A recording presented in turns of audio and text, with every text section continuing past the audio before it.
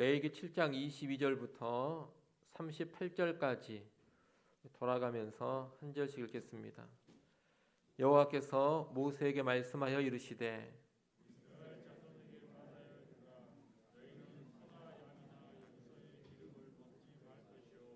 스스로 죽은 것의 기름이나 짐승에게 찢긴 것의 기름은 다른 데는 쓰려니와 결단코 먹지는 말지니라.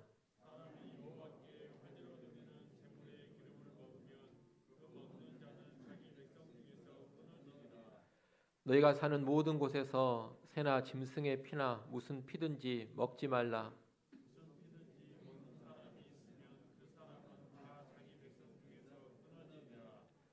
여호와께서 모세에게 말씀하여 이르시되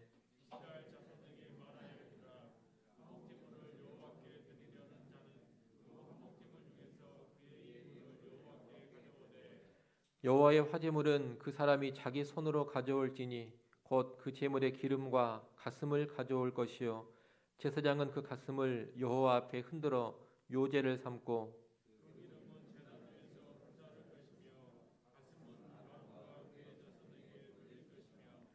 또 너희는 그 화목 제물의 오른쪽 뒷다리를 제사장에게 주어 거제를 삼을지니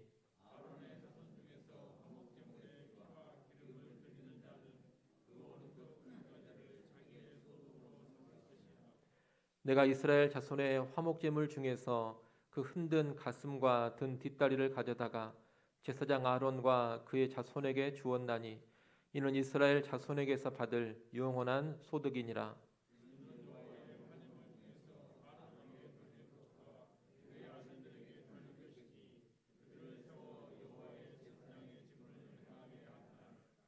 곧 그들에게 기름 부은 날에 여호와께서 명령하사 이스라엘 자손 중에서 그들에게 돌리게 하신 것이라.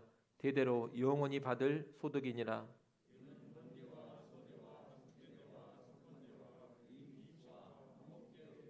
같이 봅니다. 여호와께서 시내 광야에서 이스라엘 자손에게 그 예물을 여호와께 드리라 명령하신 날에 시내 산에서 이같이 모세에게 명령하셨더라. 아멘. 오늘 우리가 읽은 본문의 말씀은 화목제의 추가 규정 그리고 제사 규정에 대한 전체적인 맺음말입니다. 먼저 본문 22절부터 27절까지는 화목제 규정과 연관해서 기름과 피를 먹지 말라는 규정입니다. 레위기 3장에 보면 화목제에 관하여 알려주실 때 이미 기름과 피를 먹지 말라는 규정을 주셨습니다. 오늘 본문에서는 그 규정을 좀 더 자세하게 설명을 해주고 있습니다. 기름과 피를 먹지 말라는 규정은 이 화목제에만 해당되는 것은 아닙니다. 다른 모든 제사에도 공히 적용되는 그런 규정입니다. 다른 제사에서도 기름을 먹어서는 안 되고 피를 먹어서는 안 됩니다. 또 일상의 삶 가운데서도 피는 먹는 것이 금지되어 있습니다. 그럼에도 특별히 화목제와 연관해서 이 규정을 강조하고 있는 것은 이 화목제가 제물을 서로 함께 나누어 먹는 축제의 성격이 강하기 때문입니다. 많은 백성들이 화목제 제물을 함께 나누어 먹는 일이 있다 보니 자칫 잘못하면 그런 축제의 분위기 속에서 기름이라든가 피를 쉽게 함부로 먹어버릴 수 있는 위험성이 있는 겁니다. 그래서 화목제와 연관해서 늘 기름과 피를 먹지 말라 이 경고의 말씀을 하나님께서 하시는 겁니다. 기름을 먹지 말라고 하신 이유는 레위기 3장 16절에서 알려주고 있는데 기름은 여호와의 것이기 때문입니다. 여기서 말하는 기름은 고기에 함께 있는 비계를 말하는 게 아닙니다. 내장을 덮고 있는 큰 기름 덩어리들을 말하는 겁니다. 그런데 그 기름은 여호와의 것이니 먹지 말라는 겁니다. 그래서 제물로 바쳐지는 짐승의 경우에는 그 희생 제물의 기름을 온전히 제단에 다 불태워 바쳐야 합니다. 제물이 아닌 짐승이 있습니다. 제물이 아닌 짐승으로서 스스로 죽은 짐승이라든가 맹수에게 찢겨 죽은 그런 짐승이 있을 수가 있는데 그런 경우에는 그 기름을 다른 용도로는 쓸 수 있습니다. 예를 들면 등잔의 기름 같은 용도로 쓸 수는 있는 겁니다. 다른 용도로는 쓸 수 있지만 또 절대로 먹어서는 안 된다 그럽니다. 일상의 용도로는 쓸 수 있지만 일상에서 죽은 짐승의 경우에도 기름은 절대 먹지 말라고 하나님께서 경고하시는 겁니다.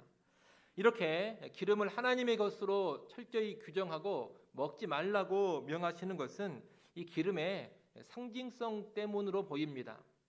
고대의 짐승의 기름은 힘과 능력 그리고 부의 근원으로 여겨졌습니다. 기름 그러면 힘, 능력, 부 이런 것을 상징한다는 겁니다. 아마도 하나님이 힘과 능력, 부의 주인이시고 주권자라는 것을 인정하는 차원에서 이 규례를 명하신 것 같습니다. 힘과 능력과 부는 온전히 하나님의 것이요 그것은 철저히 하나님께로부터만 오는 것이다. 이런 믿음의 고백을 이 규례로 가르치신 것으로 보입니다.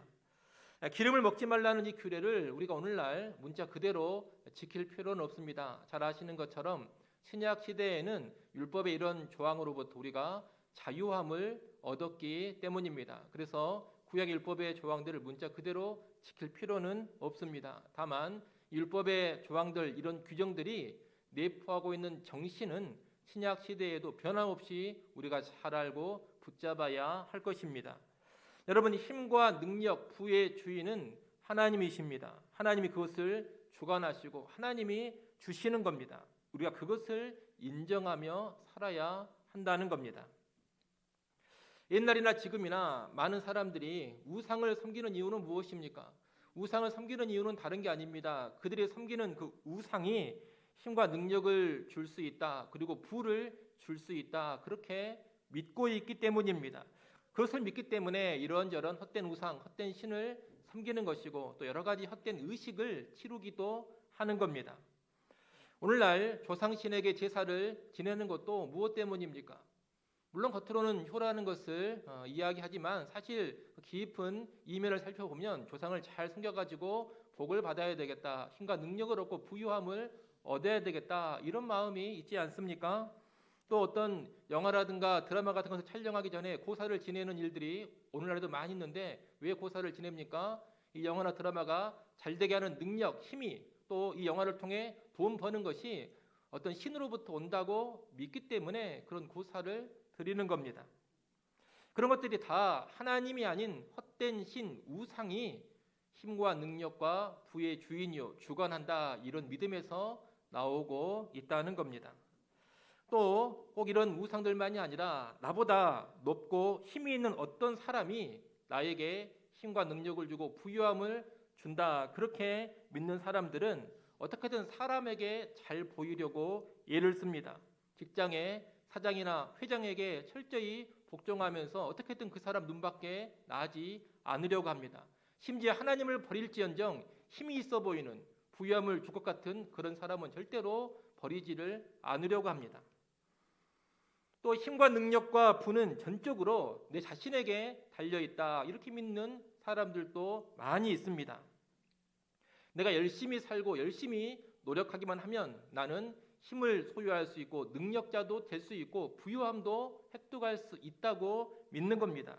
이런 사람들은 자신에게 모든 것이 달려있다고 생각하기 때문에 어떻게든 열심히 살고 최선을 다해서 살기만 하면 다 잘 될 줄로 생각을 합니다. 그래서 교회를 다니면서도 이런 믿음이 깔려있는 사람은 예배도 쉽게 제끼는 것이고 하나님 말씀도 불순종하면서 자기 생각에 나아 보이는 방향으로 늘 힘써 나아가는 겁니다.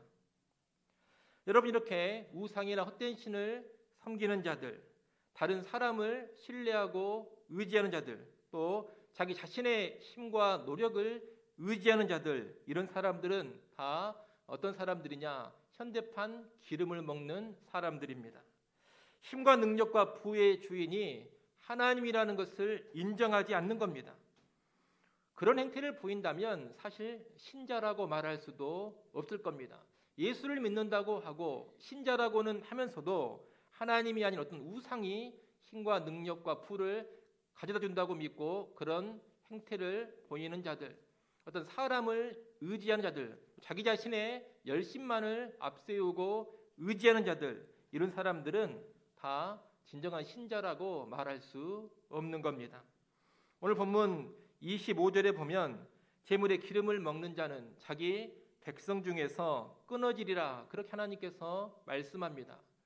이 백성 중에서 끊어진다라는 말은 사형을 시킨다, 죽인다 이런 의미일 수도 있고, 아니면 공동체에서 축출한다, 쫓아낸다 이런 의미일 수도 있습니다. 두 가지 가능성이 다 있습니다만 어떻게 보든지 간에 이 끊어진다라는 것은 하나님의 언약 공동체에서 단절된다 이런 뜻을 가지고 있습니다.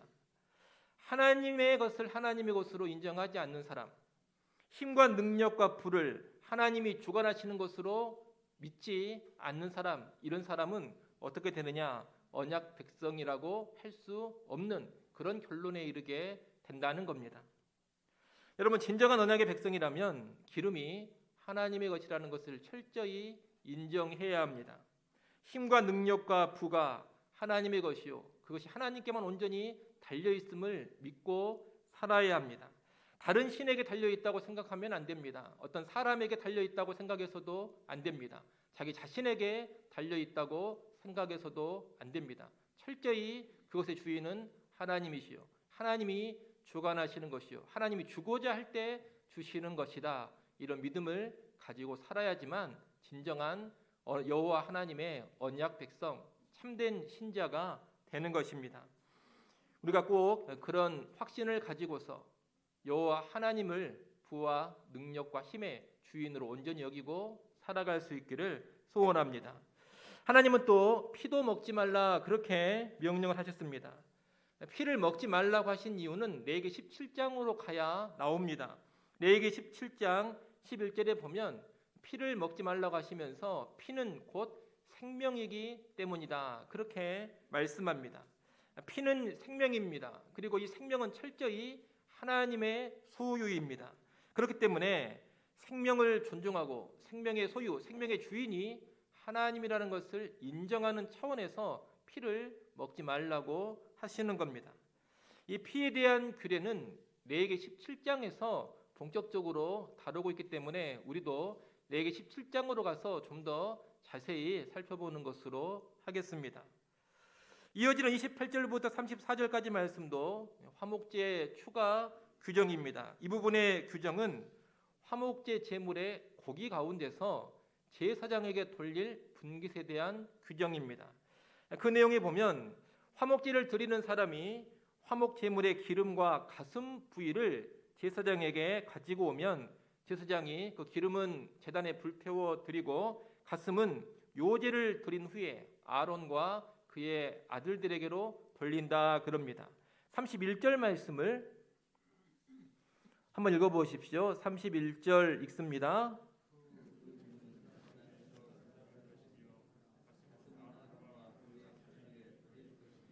아멘. 우리가 앞서 본 것처럼 기름은 누구의 것입니까? 기름은 여호와 하나님의 것입니다. 그러니 화목제물의 기름은 불태워서 여호와 하나님께 다 바칩니다. 그리고 가슴이 있는데 화목제물의 가슴은 요제로 드린 후에 아론과 그의 자손의 몫으로 가지라는 겁니다. 아론과 그의 자손이란 모든 제사장을 가리키는 표현인데 화목제물의 가슴 부위는 모든 제사장들이 공통으로 나누어 갖는 부분입니다. 이 가슴 부위와 더불어서 또 하나 화목제물에서 제사장이 갖는 부위가 있습니다.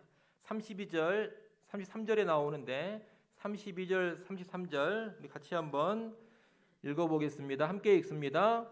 또 너희는 그 화목제물의 오른쪽 뒷다리를 제사장에게 주어 거제를 삼을지니 아론의 자손 중에서 화목제물에 피와 기름을 드리는 자는 그 오른쪽 뒷다리를 자기의 소득으로 삼을 것이니라. 아멘. 여기서는 화목제물의 뒷다리를 제사장에게 주어라 그렇게 말씀합니다. 근데 이 화목제물의 뒷다리를 받는 제사장은 누구냐? 누가 받아갑니까? 아론의 자손 중에서 화목제물의 피와 기름을 드리는 자라고 되어 있습니다. 이 사람은 누구냐면 그 화목제를 집례하는 제사장을 가리키는 겁니다. 화목제를 집전하는 제사장이 있는데 그 제사장은 그 화목제 제물의 오른쪽 뒷다리를 자기 분깃으로 소유한다 이런 말씀인 것입니다. 정리하면 화목제를 드릴 때 그 화목제물의 가슴 부분의 고기는 모든 제사장들이 공통으로 소유합니다. 그리고 화목제물의 오른쪽 뒷다리는 그 제사를 집례한 제사장이 가져다가 자기 소유로 삼는다는 겁니다. 제사장의 분깃, 제사장의 목과 연관된 이 말씀은 먼저 성소에서 하나님을 섬기는 일에 전념하는 제사장들의 필요, 제사장들의 생계를 하나님이 철저히 책임져 주심을 가르쳐 줍니다.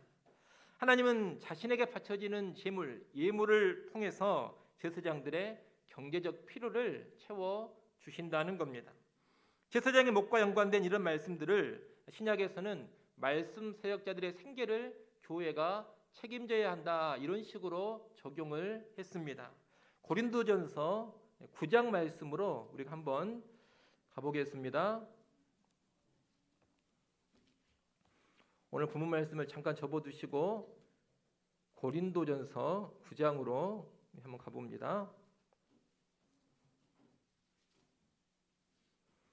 고린도전서 9장 먼저 11절 말씀을 한번 읽어보겠습니다. 11절 읽습니다.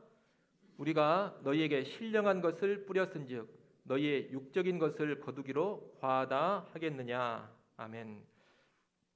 여기서 우리는 바울 사도와 같은 복음의 사역자들, 말씀의 사역자들을 가리키는 겁니다.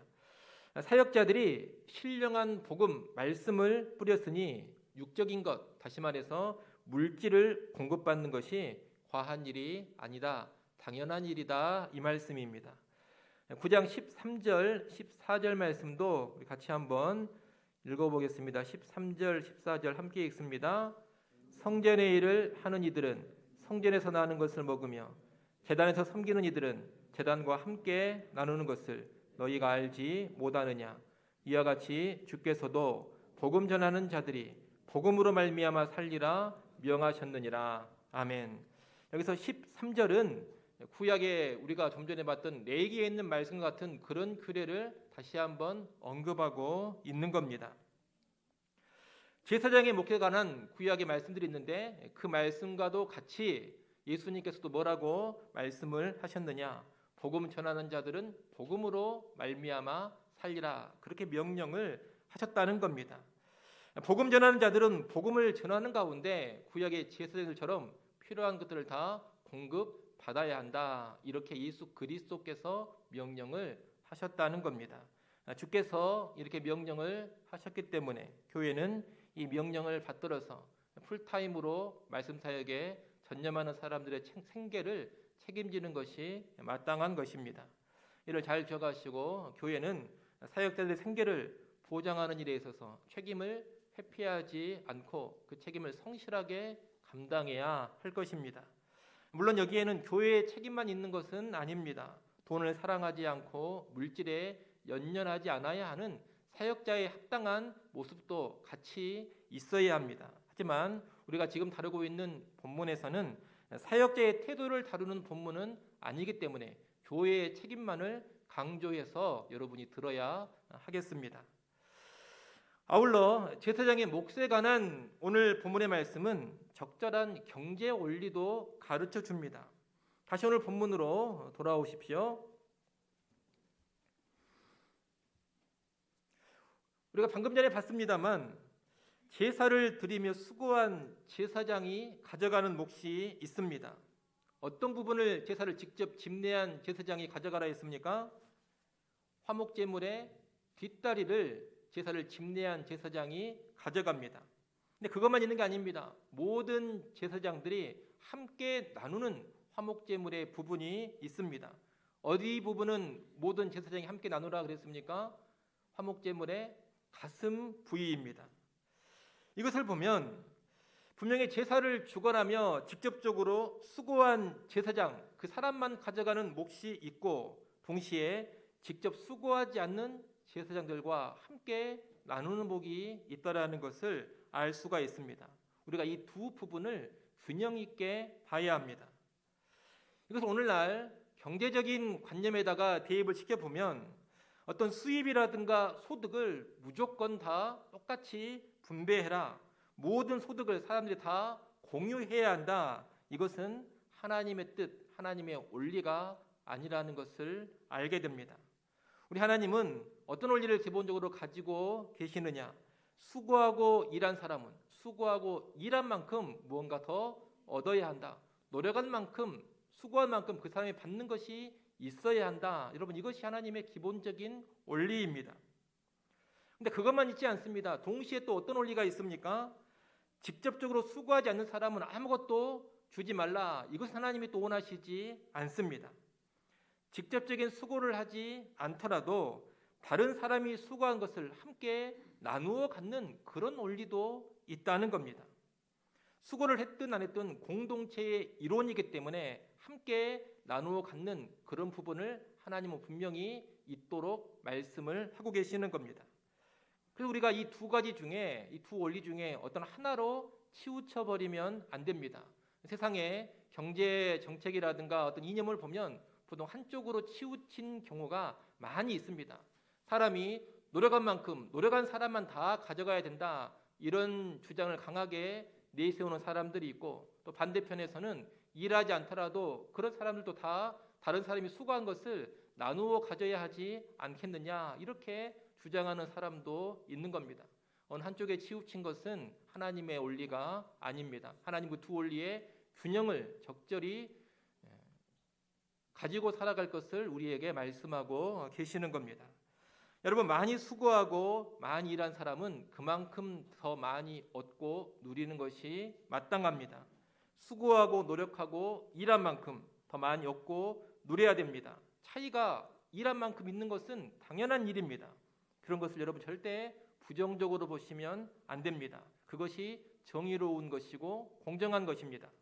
더불어 수고하고 일한 사람의 노력으로 얻는 것이 나누어지는 것도 필요합니다. 내가 일했으니 나만 갖겠다, 수고하지 않는 사람에게는 아무것도 줄 수 없고 줘서도 안 된다, 이럴 것이 아니라 공동체 구성원들이라면 함께 나누어 갖는 것도 있어야 한다는 겁니다. 그것은 사랑이요 섬김의 모습으로 있어야 하는 겁니다. 여러분, 이렇게 수고한 사람이 수고한 대로 갖는 것, 정의도 있어야 되고 수고하지 않은 사람과도 나누는 사랑도 있어야 합니다. 이 정의와 사랑이 함께 갈 때 온전한 하나님의 뜻이 구현되어지는 겁니다. 그러니 사역자들 사이에서도 이 정의와 사랑이 구현되어야 하겠고, 또 이 땅의 경제 정책에 있어서도 정의와 사랑이 공히 구현될 수 있어야 하겠습니다. 우리 교회는 하나님의 뜻을 잘 알고서 균형 잡힌 가운데 정의와 사랑이 함께 펼쳐져 가는 그런 경제 원리로 살아갈 수 있어야 되겠습니다.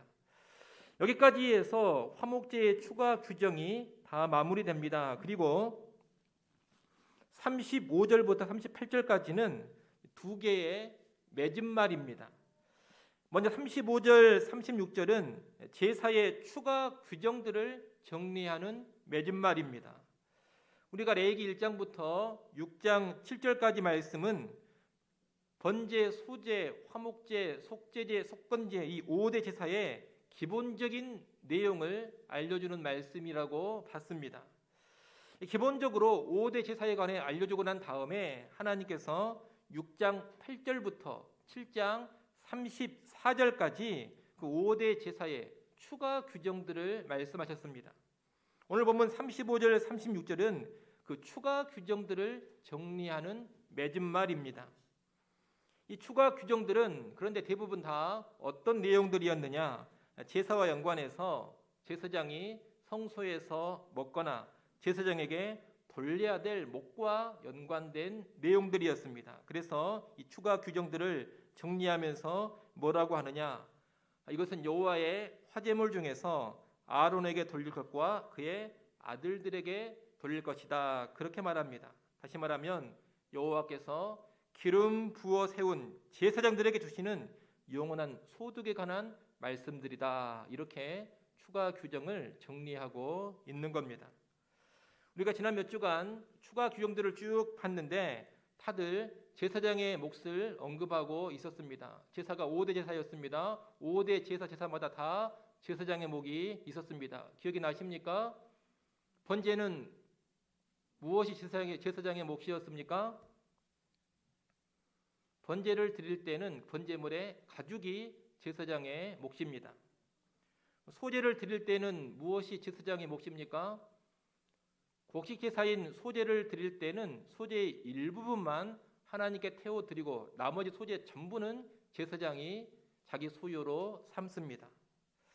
속죄제의 경우에는 제사장과 온 회중을 위한 속죄제일 때에는 제사장의 몫이 없습니다. 그러나 족장의 속죄제와 평민의 속죄제일 경우에는 그 속죄제의 고기를 제사장들이 성소에서 먹습니다. 속죄제의 고기가 제사장의 몫이 되는 겁니다. 속건제의 경우에도 하나님께 태워드릴 것을 태워드린 다음에 나머지 남는 고기들은 다 누가 먹느냐? 제사장들이 성소에서 먹도록 합니다. 속건제에서도 남는 고기가 제사장의 몫이 되는 겁니다. 그리고 화목제의 경우에는 우리가 좀 전에 봤던 것처럼 화목제 제물의 가슴과 오른편, 뒷다리는 제사장의 몫이 되는 겁니다. 이렇게 5대 제사에 있어서 다 제사장의 몫이 정해져 있습니다. 이것은 하나님께서 이 제사장들의 필요에 그만큼 세심한 관심을 가지고 계시고 제사장들의 필요를 적절히 채우고자 하시는 그분의 마음을 보여주고 있는 겁니다. 맨 뒷부분인 37절, 38절은 제사 규정에 관한 말씀 전체를 정리하는 맺은말입니다. 1장부터 해서 7장 36절까지 제사에 관한 모든 규례들을 다 언급했습니다. 그 모든 규례를 총 정리하는 맺은말이 37절, 38절인 것입니다. 이 최종 맺은말 부분에서 우리가 주목해서 볼 것은 이 상의 내용은 여호와께서 모세에게 명령하신 것이라는 사실입니다. 38절 말씀을 한번 읽어보십시오. 38절 읽습니다.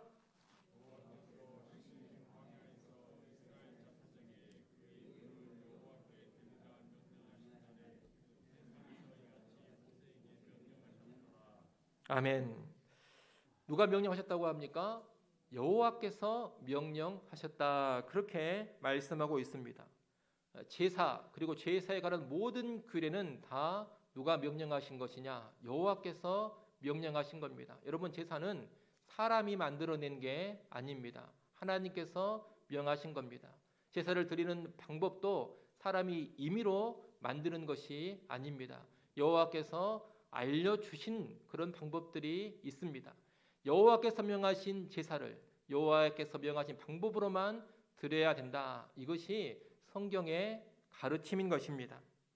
그리고 그렇게 해야지만 진정한 제사가 되는 것이고 진정한 제사가 되어야지만 하나님을 제대로 만날 수가 있는 겁니다. 그런 이렇게 정리해 볼 수가 있겠습니다. 하나님이 명하신 제사를 하나님이 명하신 방법으로 드려야지만 하나님을 제대로 만날 수 있다. 이건 오늘날 우리에게도 그대로 적용이 됩니다. 오늘날 예배를 드릴 때에도 여러분, 예배는 하나님이 명하신 가장 귀한 성도의 책무라는 것을 분명히 알아야 됩니다. 이 예배를 교회가 한번 드리면 좋겠다 해가지고 만든 게 아닙니다. 하나님께서 예배하라 명하셨기 때문에 교회는 예배를 드리는 겁니다. 또 예배를 드리는 방법도 하나님께서 가르쳐 주신 원리들이 있습니다. 그 원리를 잘 기억하면서 그 원리대로 예배 드릴 때에만 하나님을 제대로 만날 수가 있는 겁니다. 우리 멋대로 예배 드린다 해서 하나님이 그 예배를 다 받으시지 않습니다. 하나님의 뜻대로 예배해야지만 하나님이 그 예배를 받으시고 예배를 통해 우리를 만나 주시는 겁니다. 특별히 신약 시대에 가장 중요한 예배의 원칙이 있습니다. 구약에서도 마찬가지로 신약에서도 하나님의 이 원칙을 따라야지만 하나님께 나가고 만날 수가 있는데 신약 시대의 가장 중요한 원칙은 뭐냐? 예수로 예배해야 한다. 이것이라고 말할 수가 있겠습니다. 이 구약의 5대 제사는 최종적으로 누구를 통해서 성취가 되느냐? 예수 그리스도를 통해서 성취가 됩니다. 하나님은 완전한 제물이신 예수 그리스도를 이 땅에 보내주셨고 그분의 희생을 통해서 구약의 모든 제사를 다 성취하셨습니다. 그리고 이제 그 예수 그리스도를 통해서 하나님께 나오고 그 예수 그리스도 안에서 하나님을 만날 수 있게 하셨습니다. 그래서 신약 시대에는 짐승 제물이 아니라 완전한 제물이 되어주신 예수 그리스도를 통해서 하나님께 나가는 것이고 예수 그리스도 안에서만 하나님을 제대로 예배할 수가 있는 것입니다. 이것이 신약 시대에 하나님께서 우리에게 주신 가장 중요한 예배의 원칙입니다. 이것을 히브리서 말씀에서 잘 가르쳐주고 있고 간단하게 에베소서 말씀에서도 알려주고 있는데 에베소서 3장 12절 말씀만 한번 잠깐 보겠습니다.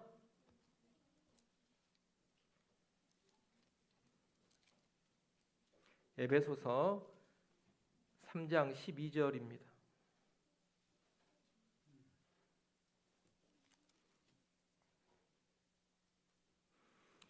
에베소서 3장 12절 우리 같이 한번 읽어보겠습니다. 우리가 그 안에서 그를 믿음으로 말미암아 담대함과 확신을 가지고 하나님께 나아감을 얻느니라. 아멘. 하나님께 나아가는 것이 구약으로 보면 제사, 신약으로 보면 예배인데 어떻게 하나님께 나아감을 얻습니까?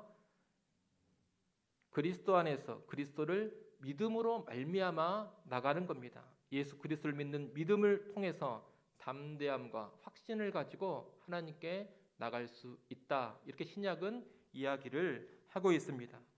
그래서 신약 시대에는 더 이상 짐승을 가지고서 어떤 물질적인 재물을 가지고서 하나님 앞에 나가는 게 아닙니다. 구약 시대에는 그런 것이 필요했습니다. 하지만 신약 시대에는 예수 믿는 믿음만 가지고서 하나님 앞에 나갈 수가 있는 것이고 그 믿음이 있으면 하나님은 그 사람을 만나 주시는 겁니다.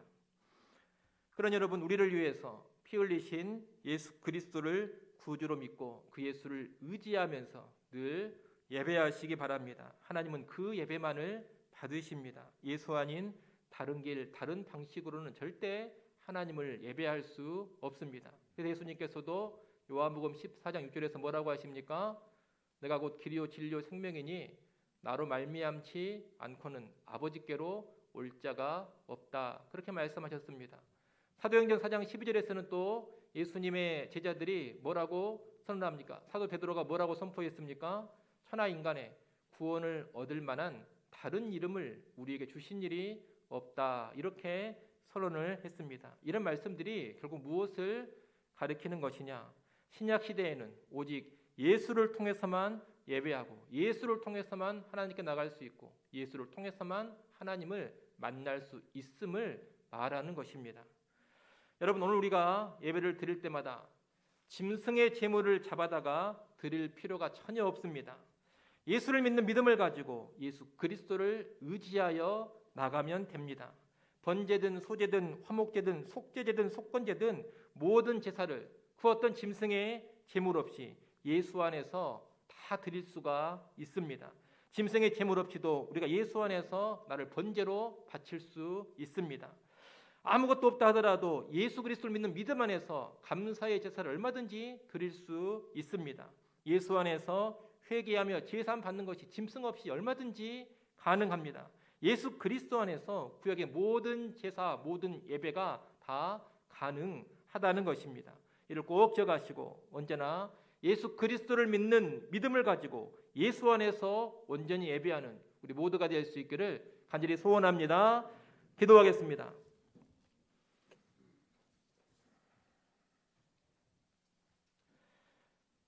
하나님 아버지, 화목제의 규정과 제사 규례를 종결하는 말씀을 보았습니다. 기름을 먹지 말라 하신 하나님의 뜻을 잘 알고 그 정신을 행하게 하여 주옵소서.